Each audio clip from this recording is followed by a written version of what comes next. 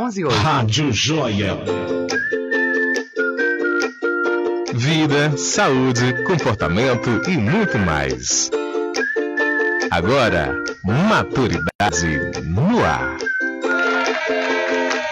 Bom dia, bom dia, bom dia, queridos ouvintes do Maturidade no ar da Rádio Joia. Estamos aqui hoje no dia 9 de agosto para mais um programa nessa quinta-feira. São exatamente 11 horas e 10 minutos. Bom dia, Coscoba, nosso diretor. Bom dia, moça, tudo beleza? Tudo ótimo. Estamos aqui hoje sem a presença do Wagner, porque ele está, mais uma vez, viajando. Ele é luxento. Muito luxento, está agora na Amazônia, passeando lá no cruzeiro com o público da Maturidade. Olha que chique. E se ele puder, ele vai entrar em contato com a gente aqui, mas vai depender aí desse sinal aí do local onde ele está. E hoje nós vamos ter, assim, um programa muitíssimo interessante, muito de utilidade pública também, que a gente vai estar falando aqui sobre políticas públicas para a maturidade, para a pessoa idosa. E eu estou com um convidado mais do que especial aqui. Mas antes de apresentar o nosso convidado, eu queria falar para vocês os canais que vocês podem estar entrando em contato, participando, seja mandando mensagem, seja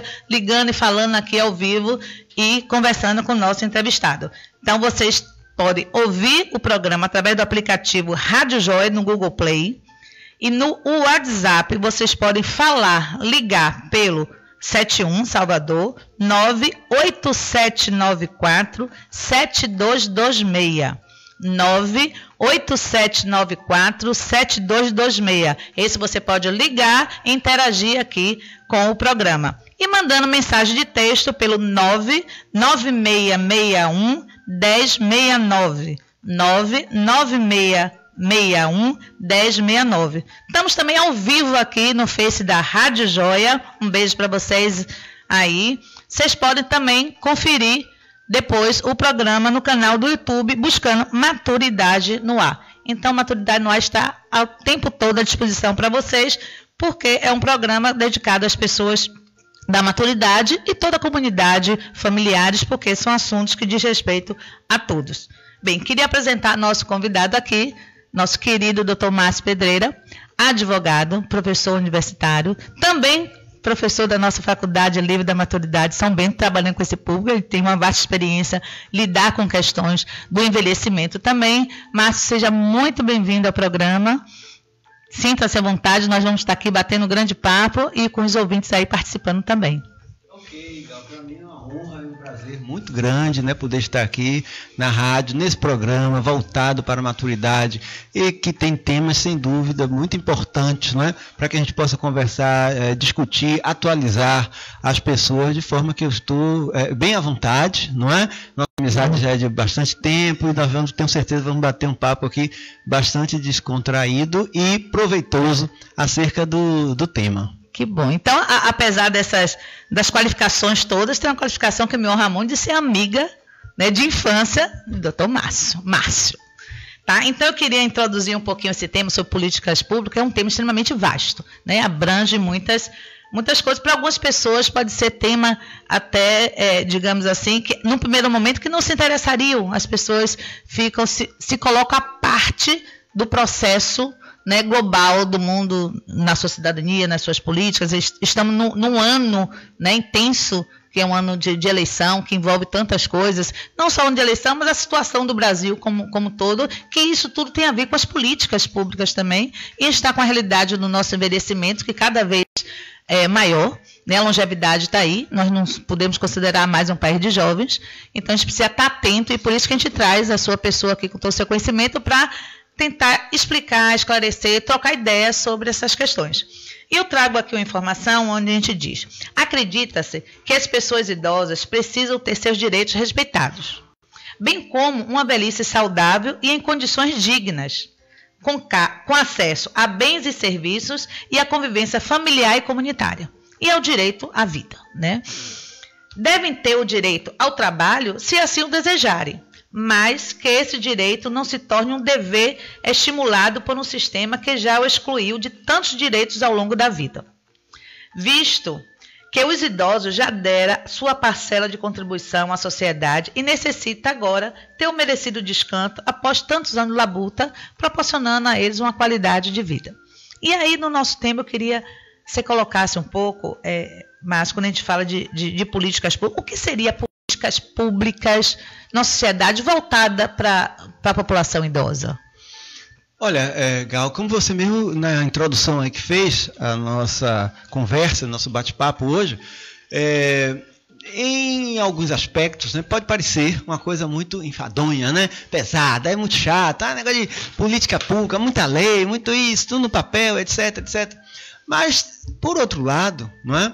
Se a gente pensa no nosso dia a dia, no nosso cotidiano, né? Você leu aí alguns aspectos, inclusive consagrados no próprio Estatuto do Idoso, né? Que é de 2003.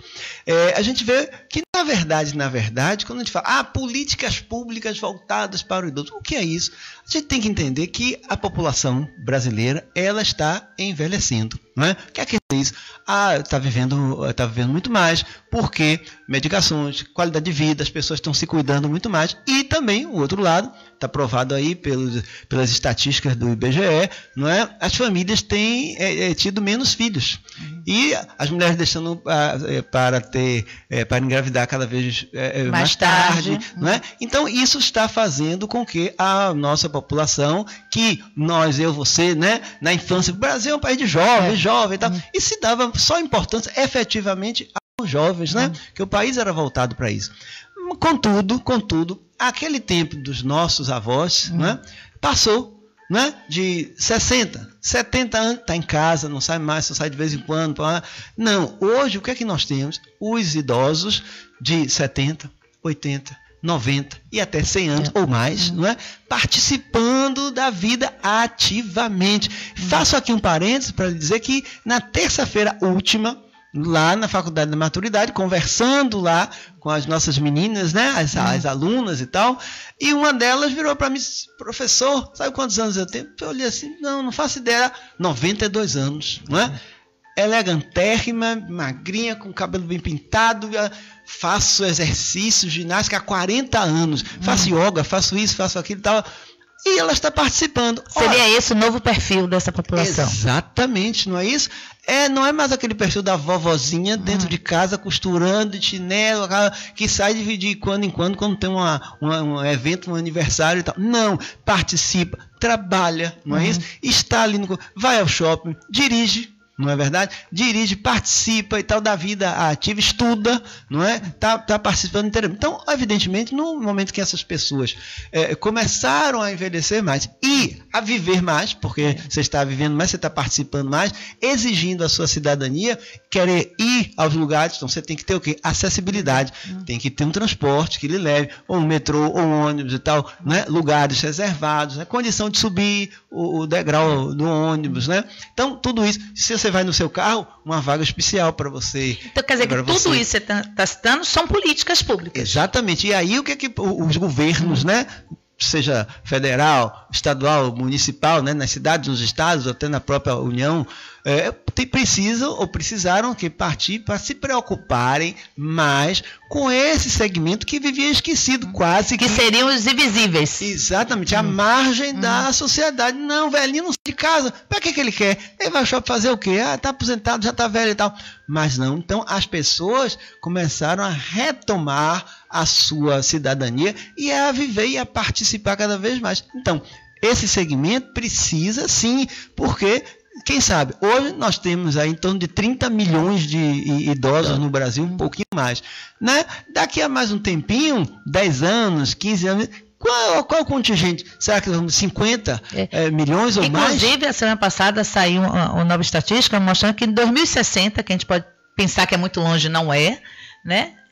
Os idosos, e aí já bota até acima de 65 anos, o Brasil é 60, mas já coloca até acima de 65 anos, 1/4 da população terá acima de 65 anos, ou seja, 1 em cada 4 brasileiros em 2060 terá acima de 65 anos. Exatamente. Isso é algo assustador diante da realidade que a gente vê. Exatamente. E essa população toda, acima de 60, acima de 65 anos ou mais, né, de idade, elas precisam o quê? ter políticas públicas voltadas para ela, para o atendimento. Como eu falei aqui, acessibilidade, área de saúde, não é? Porque a gente vai vivendo mais, é evidente, o corpo, ainda que a gente não queira e tal, se cuide, mas ele envelhece, problemas de saúde vão Tem aparecendo. a curva natural, né, da vida. Lógico, mas, por exemplo, quando o governo vem e faz uma campanha de vacinação, não é? Por exemplo, a gripe, o que é isso? Isso são políticas públicas voltadas para esse segmento. Ah, mas por que ele escolhe esse e tal? Políticas públicas, né? Ele escolhe, ele faz como se fosse um sistema de cotas, porque é um público mais vulnerável.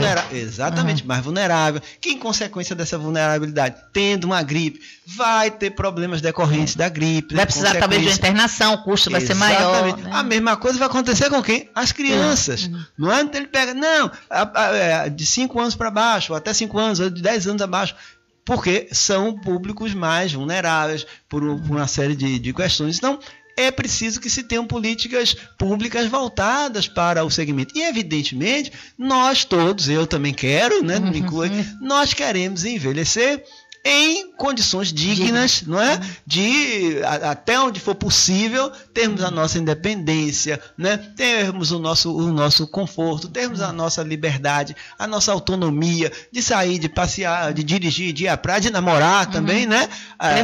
Eu não posso, sou casado, eu não posso, né? Mas a gente não sabe o que pode acontecer, né? Lá adiante, ficar viúvo, né? Que minha mulher não me ouça. Quebrar um pouco esses mitos de que o idoso é sexuado, que o idoso não pode mais aprender, que o idoso já tem que ficar alheio, que não pode voltar. Então, são coisas que talvez a gente tivesse essa imagem há anos atrás. E aí, quando você traz uma coisa interessante das políticas públicas, dessa visibilidade que os idosos passam a ter na sociedade brasileira, eu acho que vem muito decorrente, e eu acho que totalmente decorrente desse aumento da população a nível demográfico. E aí a gente pode, dentro dos nossos conhecimentos, eu queria que você falasse um pouco isso. Eu acho que leva a relação, a Constituição vigente é de 88, né, a Carta Cidadã, e justamente é a primeira vez que na Constituição brasileira tem um parágrafo, um artigo referindo especificamente a esse público. E a gente começa a fazer uma relação que é justamente onde a população começou a ter esse maior crescimento da sua longevidade, que é a partir da década de 80 que começa a ter maior número de idosos. E aí a gente vem, né, historicamente falando da década de 40, com o avanço da medicina, com a introdução das vacinas. Então as pessoas passavam a não morrer mais dessa doença contagiosa, então vivia mais, mas continuava nascendo muitas crianças, e isso não correspondia, então, no final, com o aumento da longevidade, porque a natalidade ainda era grande. Morria menos, mas ainda nascia muito. Aí na década de 60, com o advento da questão das pílulas, anticoncepcionais, controle da natalidade, aí que começa a ter essa junção das pessoas não morrerem cedo, as crianças, né, tem um controle da natalidade, aí começa a aparecer um maior número de idosos, que coincide com essa década de 80. E talvez seja por isso, com esse maior número, essa maior visibilidade de idosos na década de 80, que venha a ser inserido na Constituição, né, porque eu acho que a gente só se preocupa com aquilo que aparece. Então, até então, eram números, digamos, insignificantes ou extremamente invisíveis, realmente. Tem um ditadozinho, eu gosto muito dos ditos populares, né? Que diz que quem não é visto não é lembrado, né?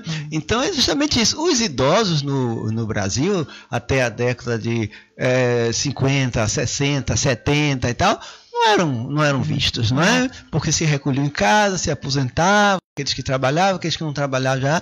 Então, se recolhiam em casa e ficavam num ambiente familiar e não buscavam, não é, o exercício pleno da sua cidadania. Consequentemente, quem é que ia pensar neles, né? Porque eles precisam de acessibilidade, eles não saem de casa, eles precisam de banheiros especiais adaptados, público, não, eles não saem de casa, eles vivem em casa, precisa disso, não precisa nada disso. Então, ficava lá como uma população invisível. Esperando a morte chegar. E, infelizmente, é assim, né? É literalmente isso.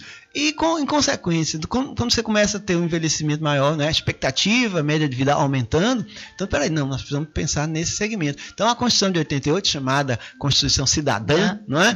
Uma Constituição que trouxe muitas coisas boas. Lógico, não discutir o mérito da Constituição, queda de braço, né? Com a Constituinte lá de 88, um centrão, movimento de esquerdas e tal. Os caras pintados, foi tudo, né? Grande. E se preocupou muito em botar um bocado de coisa, porque nós vínhamos daquele período de ditadura, de não exercício de direitos, não podia reclamar isso. Então se tentou colocar um monte de coisa na Constituição. Evidente, ela já foi bastante retaliada ao longo dos anos, e esse ano ela faz 31 anos, né? Tem 30 anos. 30 anos, desculpa, 30 anos, está fazendo agora em outubro, né? 5 de outubro, salvo engano. Mas, apesar das mudanças e tal, nós vamos o quê? Adaptando, adequando a Constituição. Dizia eu, inclusive, hoje pela manhã, dando aula, que o quê? O direito é o quê? O direito é, na verdade, um conjunto de regras, de princípios, mas é um pacto social. Então, no momento que a sociedade ela precisa alterar ou criar leis, normas para atender um segmento ou todo o grupo, ele cria. Aí lá veio, no bojo da Constituição de 88, né? Política pública do Plano Nacional, né? Política Nacional da Pessoa Idosa, 94. Pronto, né? Depois vem o Estatuto do Idoso, e antes até disso, que foi 2003, o Estatuto do Idoso, nós já tivemos também uma preocupação no próprio Código de Defesa do Consumidor. Mas o que é isso? Não, porque o próprio Código passou a pensar no quê? Que além de ser vulnerável, não é como todo consumidor né? Na relação de consumo, todo consumidor é vulnerável, todos nós, independente da idade, independente de instrução social, escolar e tal, mas também o quê? O idoso, pela condição de idoso, ele é mais vulnerável do que os vulneráveis, né? Ou seja, ele é hipervulnerável, muito além da vulnerabilidade. Então, o Código de Defesa do Consumidor também começou a tratar disso, na relação de consumo, nas compras, nos planos de saúde, nos cartões, na relação com os bancos, cartão de crédito, etc. O idoso, ele tem uma proteção especial, tendo em vista a sua idade. E isso é muito próprio. E nós estamos vendo que, apesar de muita coisa ruim que a gente tem no país, isso e aquilo, mas nesse ponto de vista, se a gente pegar especificamente aí em relação ao idoso, muitas coisas efetivamente têm melhorado. Sim, sem dúvida nenhuma, Gal. Não só na legislação, né, que a gente vai vendo. Você veja que o Estatuto do Idoso fala que com idade igual ou maior que 60 anos. Mas já tivemos também, no ano passado, salvo engano, uma lei que fala o quê? Que aqueles que têm 80 anos ou mais, eles devem ter a prioridade da prioridade, né? No atendimento, nos processos, né?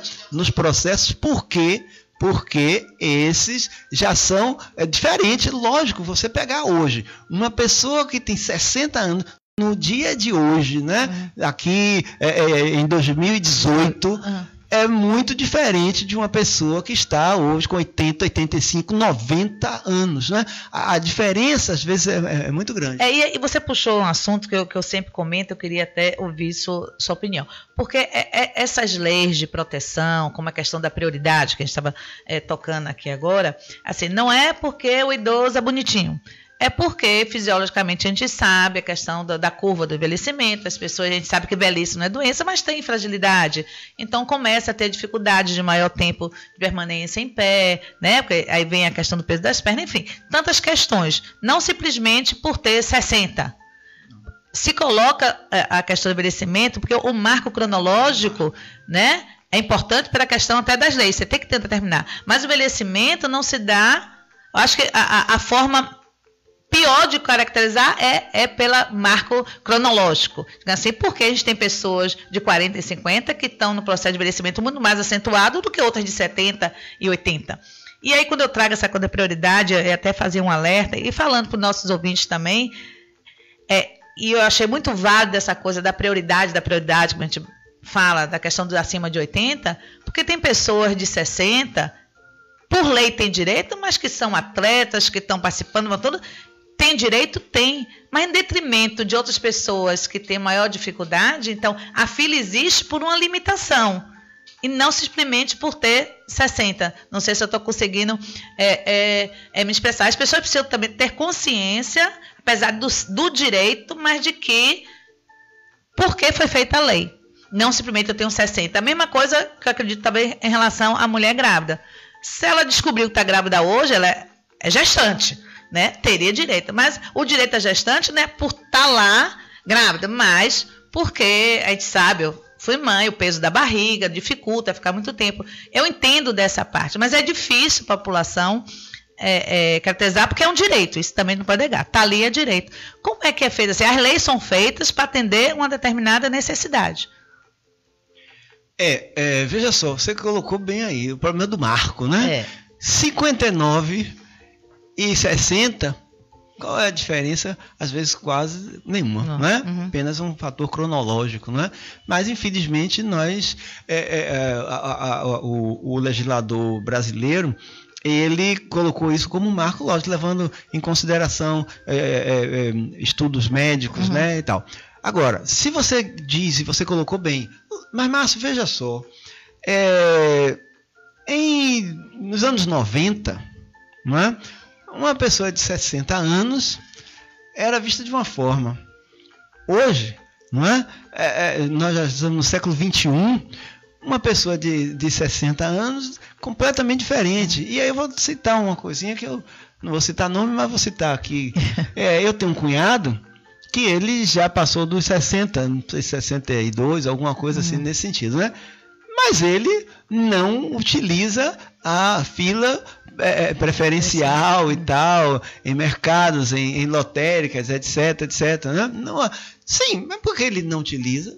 Porque ele não quer, acredito eu, não entrei em detalhes com ele, né? Acredito eu que ele não se acha idoso, ou ele acha que existe, não teria necessidade. Pronto, né? Pessoas que precisam mais aproveitar, exercer, gozar desse direito do que ele, que ainda está bem, etc. Então, isso também passa por uma mudança de costumes, né?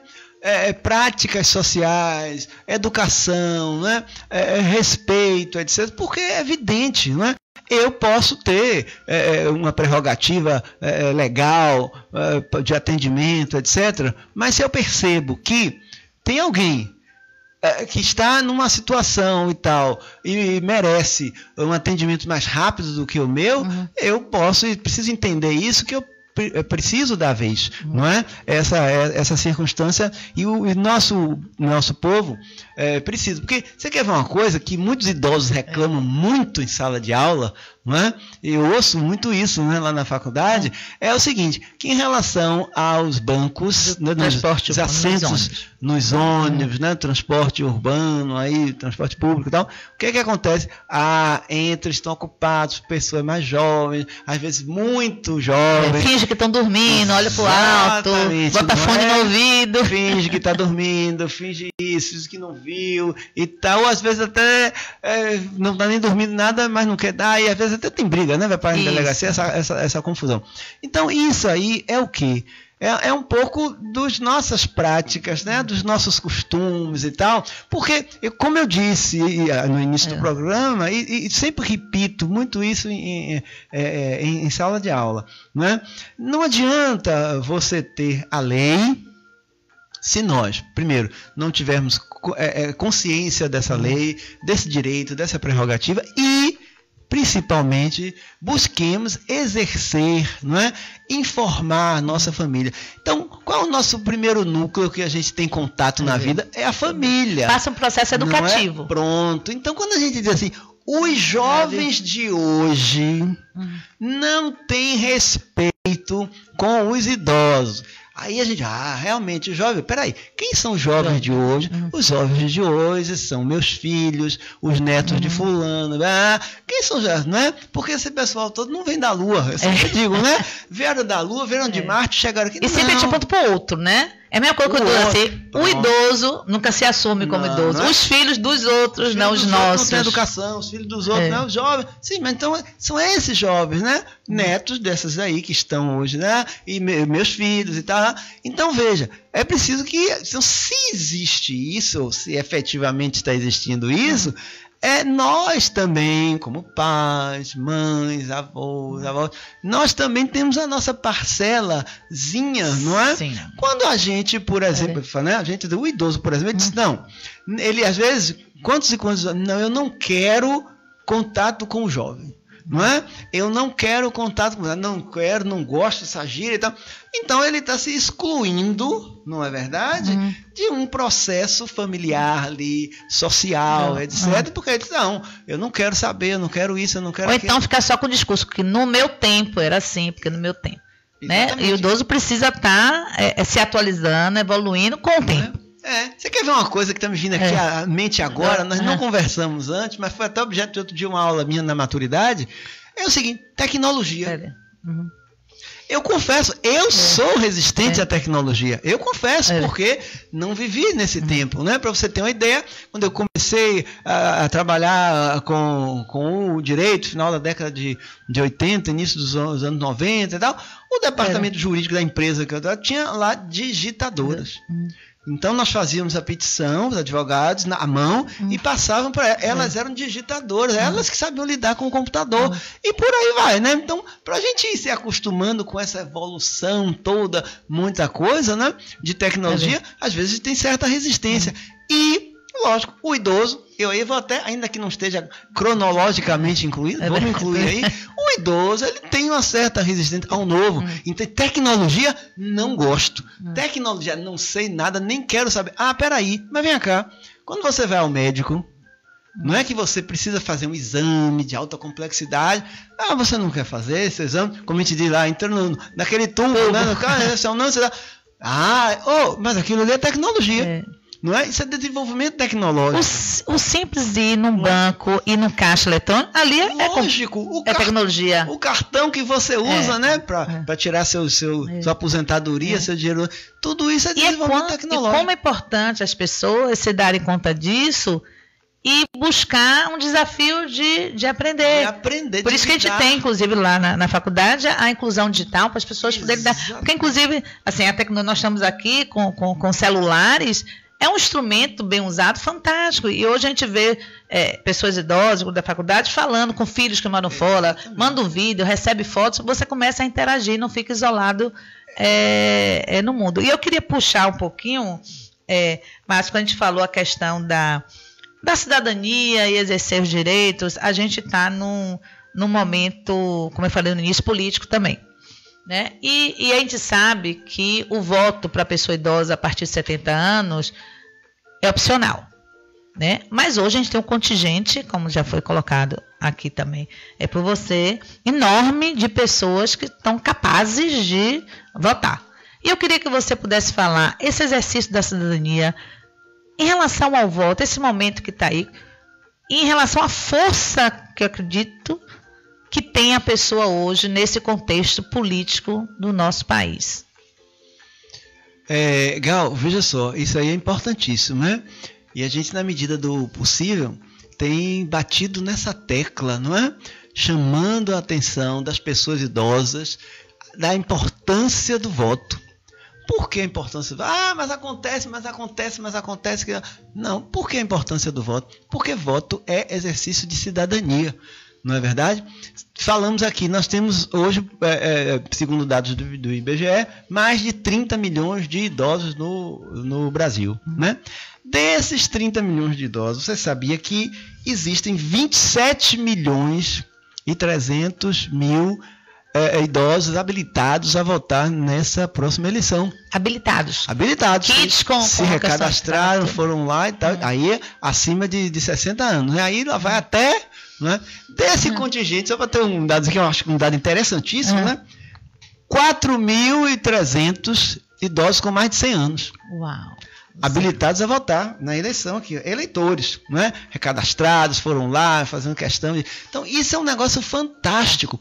Porque, poxa, 27 milhões de idosos pode eleger ou não eleger um futuro presidente da República. Exatamente. Então, veja, se esse segmento, não é? Se houvesse essa possibilidade, é um pouco difícil, se esse segmento conseguisse se unir, não é? E escolher um determinado candidato, qual seja deles, não importa, né? De qualquer tendência, e descarregasse o voto nesse... todos os políticos iam quase que bater de porta em porta aí, buscando e tendo ideias para a maturidade, projetos, etc, porque ele ia ter a consciência de que, puxa... Dependia deles, a eleição.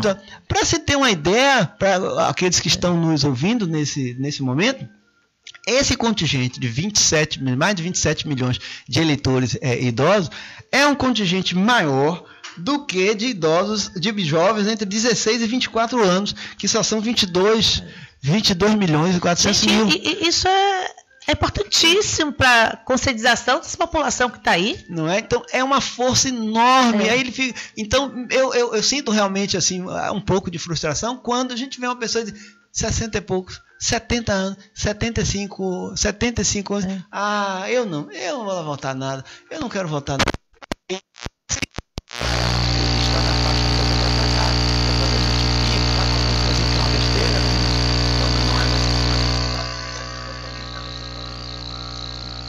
Infelizmente, a gente ouve muito. E isso aí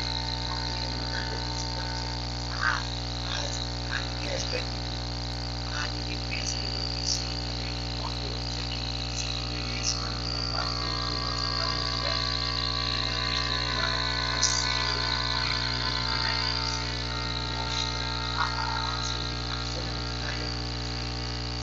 mostra que você é um candidato sério, não tem uma motivação, já passou por muitas coisas, né, históricas, poderia dar realmente a transformação, você já viveu militarismo, já viveu outras formas de governo e que pode, né, após ter passado por tudo, dizer, não, eu acredito que dessa forma seria melhor, ou não, né, e eleger, fazer as suas escolhas. Exatamente, a experiência já passou por diversas, quantas e quantas vezes a gente falou na sala de aula, no tempo de Getúlio Vargas, a trabalhadora fez a lei trabalhista, fez os trabalhos, então, assim, o computador também, trabalho, você pode discutir aí, independência, e outra coisa que eu posso dizer, que o idoso político não é muito bem, ninguém quer discutir sobre e para mim é uma experiência assim, muito importante. Eu vivi esse assim, cercado de pessoas boas. Então, é uma experiência riquíssima. Há uma série de coisas. E os idosos, quando se conscientizam disso, né? Eles se envolvem muita coisa para ensinar, na verdade, para oferecer e tal. E é preciso, lógico, que nós todos chamemos a atenção dos jovens, né? Explicarem para os jovens e tal, no sentido da importância da convivência, né? Entre esses segmentos. Você está numa certa independente, você convive com pessoas idosas, voltas, entendeu? Talvez esse exemplo que a gente traz, talvez a gente tenha esse respeito e essa questão. A melhor educação é assim, né? Não adianta o pai dizer, meu filho não bebe, vai estar do lado já bem, meu filho não come, né? Então, se a pessoa der exemplo, então, se a gente tem exemplo na nossa criação e ver o respeito, né? A gente traz consigo. Eu acho que é isso que a sociedade está precisando, dos pais, e hoje muitos pais ausentes, todas escura, né, que não veio em casa de falar, e aí termina essa juventude tendo esse comportamento que a gente vê nos homens, que a gente vê em relação aos transportes aplicados às pessoas idosas por essa vulnerabilidade. Sempre que eu voltar e trazer um pouquinho daquilo que tem nossa aí, que é o estatuto da pessoa idosa, 2003, que é uma lei extremamente ampla, completa, e que são poucos dos aspectos que são até conhecidos pela sociedade, né? E você já falou isso aqui, e como a gente diz, a gente só pode lutar por aquilo que não se desconhece os direitos, a gente não pode correr atrás deles. Então, acredito que você compreende a importância de todos, e não só a pessoa idosa, mas a sociedade, para conhecer ou são as pessoas idosas, ou somos nós que temos pessoas idosas que precisam estarmos atentos aos direitos e deveres também. E o Estatuto traz a questão da violência, do transporte, da própria assistência jurídica, tem tantas coisas, é tão amplo, que às vezes a gente vê coisas acontecendo e a gente fica sem ter uma responsabilidade maior por desconhecer, inclusive a parte educacional.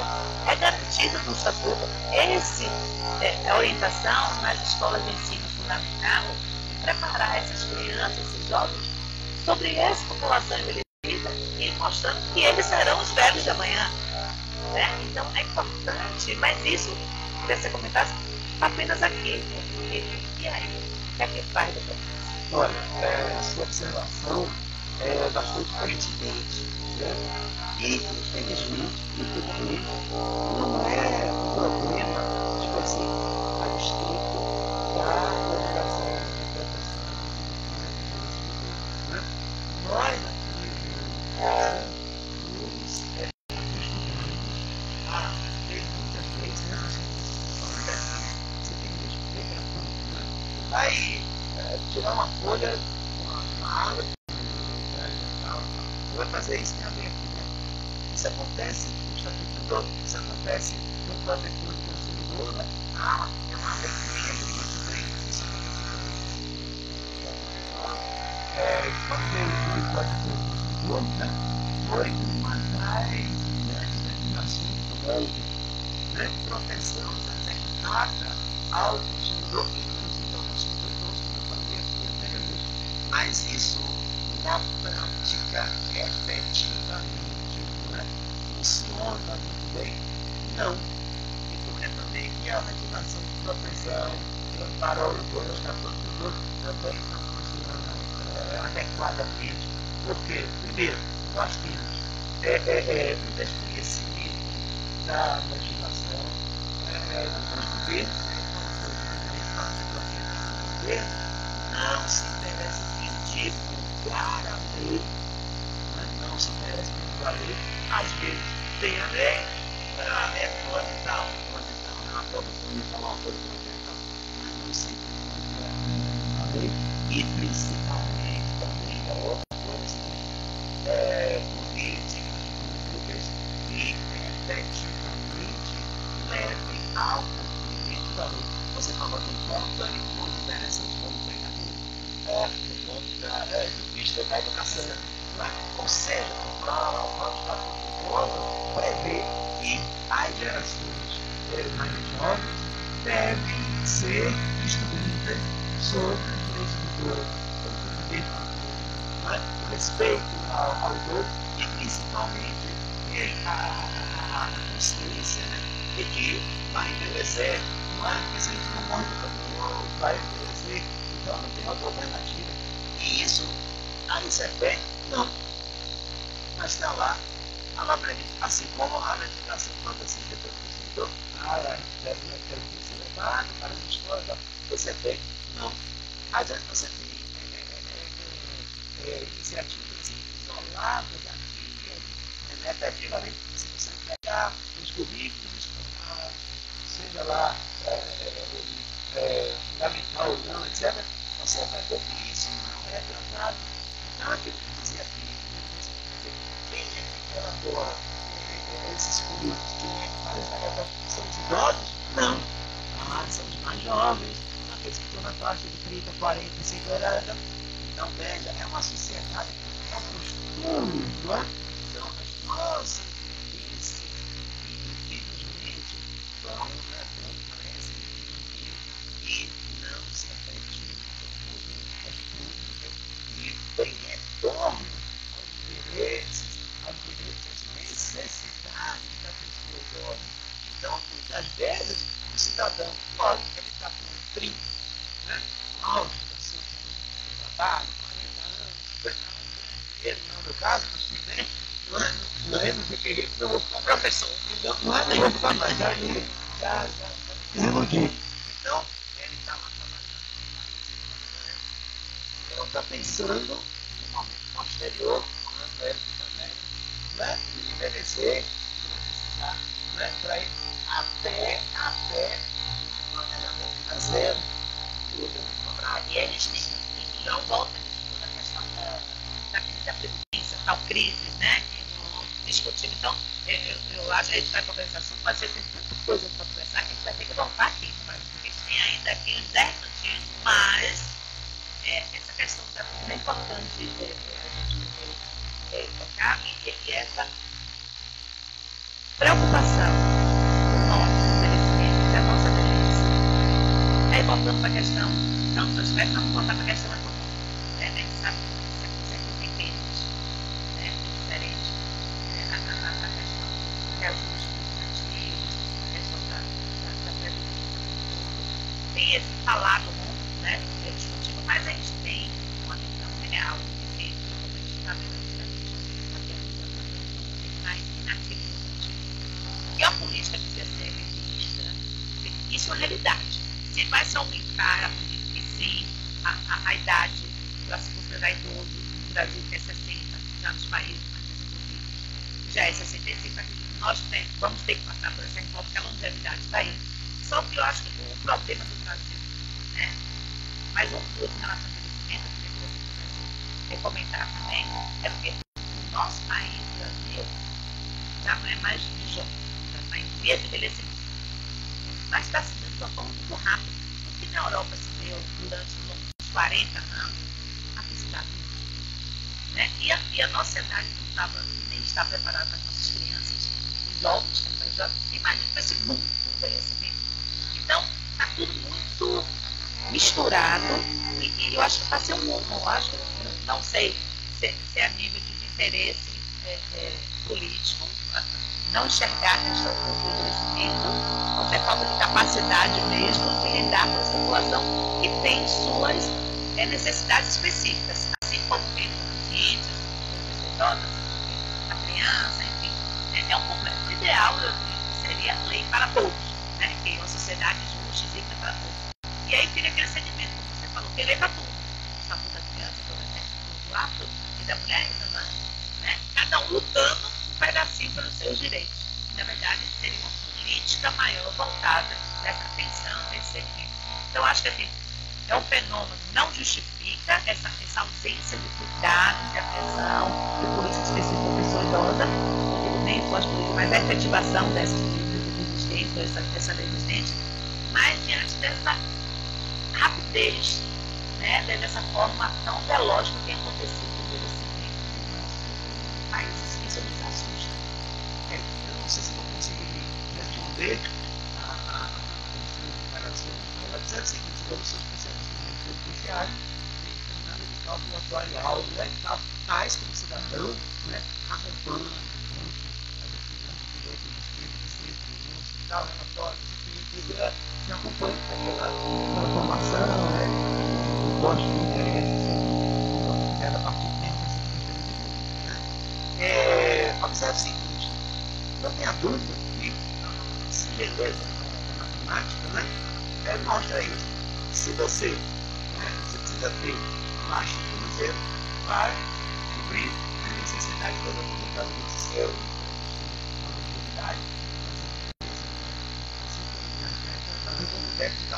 então, evidentemente, você tem que ter um pouco de receita e despesa. Isso aí é final, né? Agora, como isso deve ser feito? Então, realmente eu não sei. Alguma coisa precisa ser feita no país da Europa, eu acho que é grande, né? No sentido de que alguma coisa precisa ser feita. No caso nosso, você pega a estatística, vem com a agricultura, e exatamente. Já deixou da virando tijolão, já. Porque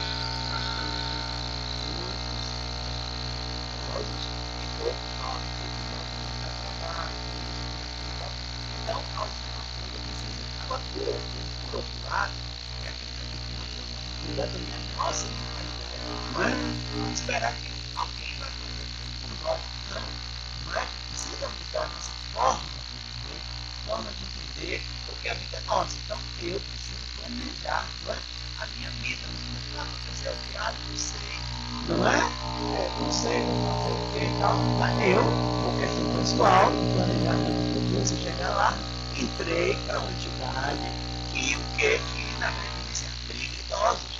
Você sabe que você está lá atrás, a pessoa está do seu lado. Então, não é um planejamento. Mas nós estamos morando juntos lá, né, Larissa? Então, fiz, porque é isso. É planejamento. Isso é um planejamento, né? Não vai dar conta de nada, Então, é isso. Agora, eu vou pensar nisso quanto, eu penso em 30, 40, 50, eu não posso pensar nisso, eu vou chegar a 70, 80, 90. Então, nós temos essa santificação, não é? De planejar, de casar, de moderar, mas é preciso que a nossa a educação financeira precisa se planejar também. Você faz, a gente vai em sociedade e tal. Então, a gente precisa, se nós queremos ser um país desenvolvido, riquíssimo, queremos e tal, nós queremos exercer a nossa cidadania. Então, a gente quer ter isso tudo lá, a gente precisa efetivamente mudar também nossa pensar, nosso modo de agir, né? Atualizar nossos procedimentos, nosso cotidiano, atualizar nossas leis e tal, encarar a realidade, não é? A realidade. E assumir qual é, nós ainda todos nós estamos no processo de assumir qual é a política do mundo, né? Porque a gente sempre diz, às vezes é duro das pessoas vir, a responsabilidade é nossa. Cada um de nós é responsável por nós, o que nós estamos fazendo. Né? Hoje o meio de comunicação está tudo aí à disposição do povo, então você passa a ter informações do que seria o envelhecimento saudável, do que é necessário, é uma orientação, é artista, é uma ocupação. Né? Então, faz o nosso esforço, você vai refletir no amanhã. Estamos chegando já, eu estou assim, ansiosa sobre tanta coisa aqui para conversar, mas a gente não vai poder dar conta de tudo hoje, vai ficar aquele gostinho de um novo encontro mais adiante. Mas eu queria, assim, até para finalizar, amarrar um pouquinho, e você com toda a sua experiência,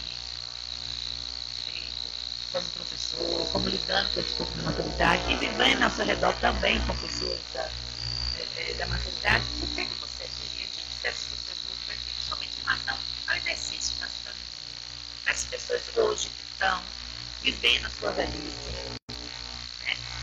Que recado, que mensagem você daria para essas pessoas de alerta, de informação, o que você diria para elas sobre políticas públicas, especificamente em relação ao exercício da cidadania da pessoa idosa?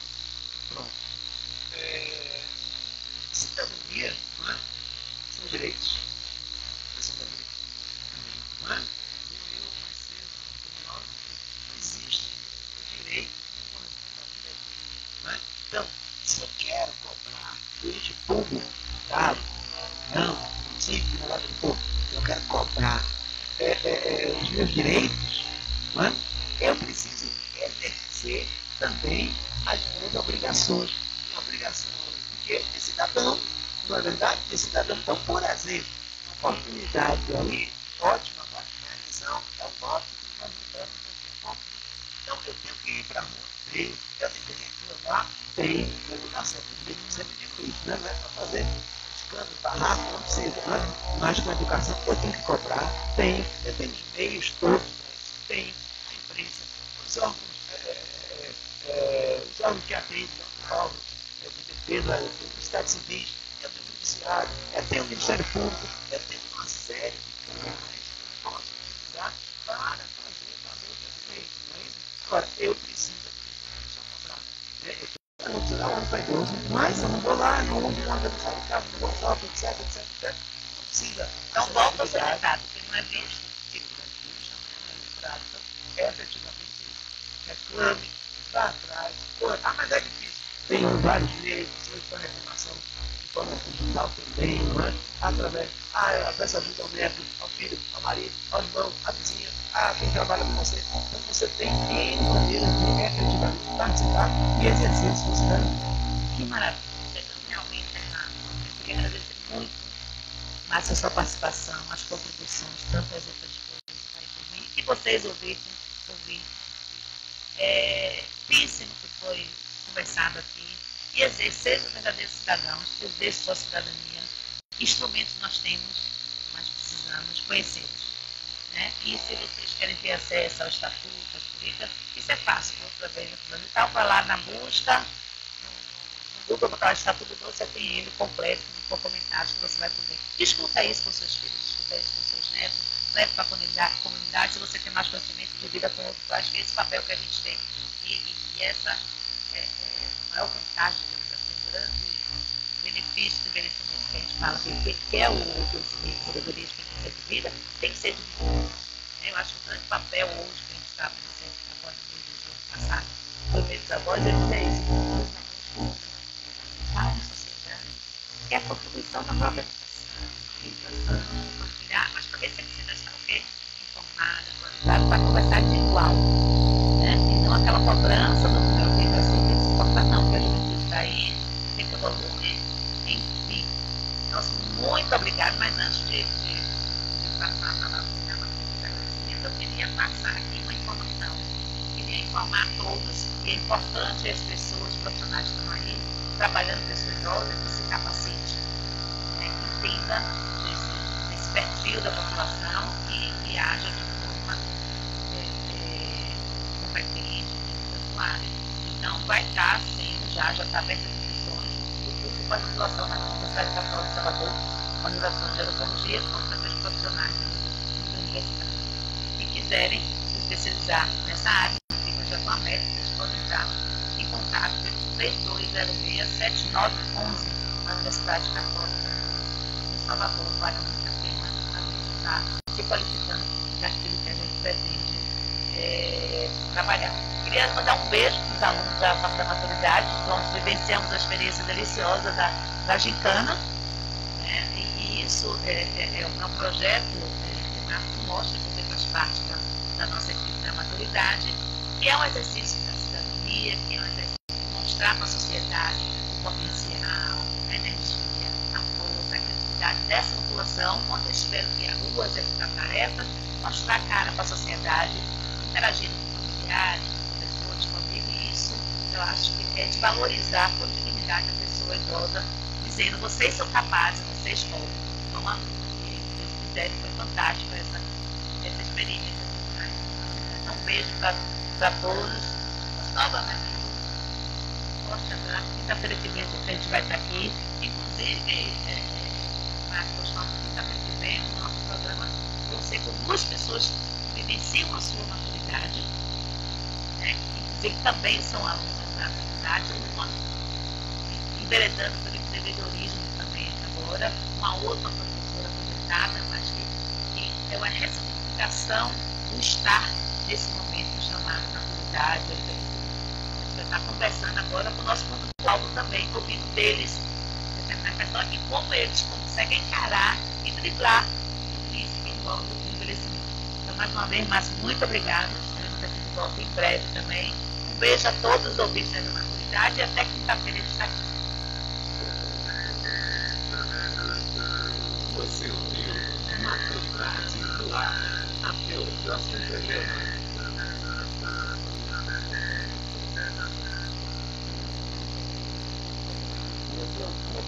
Está localizado em uma imensa área verde com natureza linda, onde em frente à praia de Silvânia, uma das mais belas praias do litoral norte da Bahia.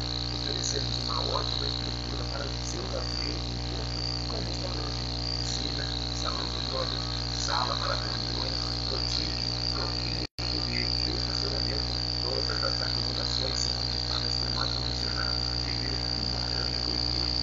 O restaurante é um dos pontos especiais do hotel, oferecendo um gostoso café da manhã e cardápio variado para a sua refeição do almoço ou do jantar. Venha passar o final de semana conosco e volte para casa com as energias renovadas. Hotel Colombies. Informações e reservas pelo 55 3409 ou no 78 99860 3098.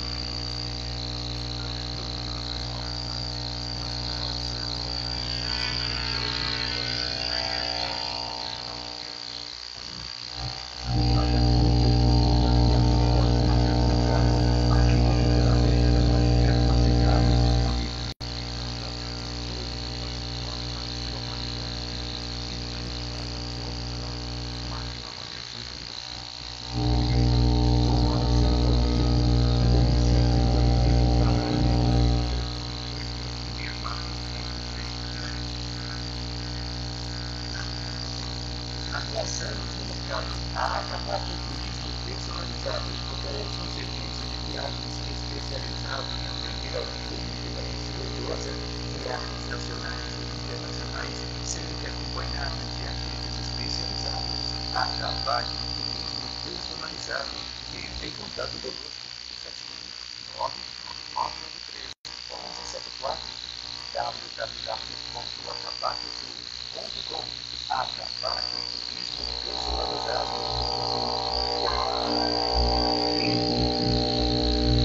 Rádio Joia, do jeito que você gosta. A programação da Rádio Joia vai passar por algumas modificações e você, com o nosso pai especial, pode continuar ajudando a fazer da sua Rádio Joia uma rádio diferente do seu jeito. Bem-vindo à nova programação da Rádio Joia. Mais informação, entretenimento e muito criatividade. Rádio Joia.com. Esse é o site da sua Rádio Joia. Você sabe o que? Todos aí, todos. Aí, alguém manda uma coisa que parece útil. Alguém manda uma coisa que parece útil. Alguém manda uma coisa que parece útil. Alguém manda uma coisa que parece útil. Alguém manda uma coisa que parece útil. Alguém manda uma coisa que parece útil. Alguém manda uma coisa que parece útil. Alguém manda uma coisa que parece útil. Alguém manda uma coisa que parece útil. Alguém manda uma coisa que parece útil. Alguém manda uma coisa que parece útil. Não duvida se aquilo aconteceu, mas você é seguidar dos outros. Você duvida e tomara que todos duvidem também, porque quanto mais a gente duvida, mais a verdade aparece. Lembre disso. Antes de compartilhar qualquer conteúdo no vídeo, confia, não deixe o link ali. Amor, Rádio Joia.